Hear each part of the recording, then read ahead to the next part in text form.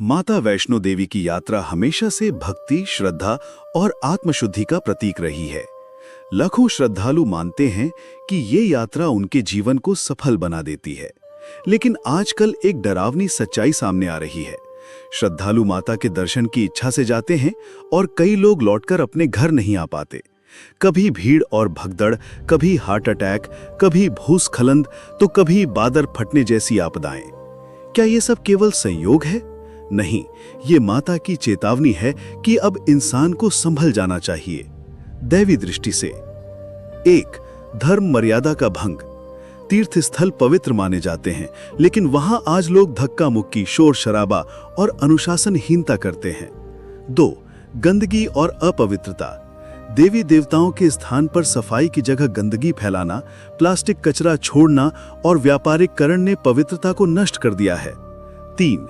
दिखावा और पर्यटन मानसिकता। जहां भक्ति होनी चाहिए वहां मोबाइल से फोटो और वीडियो बनाने की होड़ लगी रहती है। यात्रा भक्ति का साधन न होकर पर्यटन और फैशन बनती जा रही है। 4. प्रकृति का असंतुलन। बार बार भूस्खलन, बादल फटना और बाढ़ होना इस बात का संकेत है कि धरती भी अब अपवित्रता और अधर्म को सहन नहीं कर रही। 5. दैवी चेतावनी। ये सब एक संकेत है कि अगर अब भी इंसान नहीं सुधरा तो आने वाला समय और भी भयानक होगा। अगर लोग ऐसे ही देव नियम और धर्म मर्यादा तोड़ते रहे तो ये घटनाएं और बढ़ेंगी। न केवल यात्राएं बल्कि पूरा समाज भारी संकट और विनाश की ओर बढ़ेगा। भूस्खलन, बाढ़, महामारी और अचानक मौतें, यह सब एक बड़े पतन का संकेत हैं। माता वैष्णो देवी का दरबार हमें भक्ति, अनुशासन और पवित्रता का संदेश देता है। अगर हम वहां गंदगी करेंगे, मर्यादाएं तोड़ेंगे और केवल दिखावे के लिए यात्रा करेंगे तो ये माता का अपमान है। तीर्थ यात्रा केवल शरीर से नहीं बल्कि मन और आत्मा से भी करनी होती है।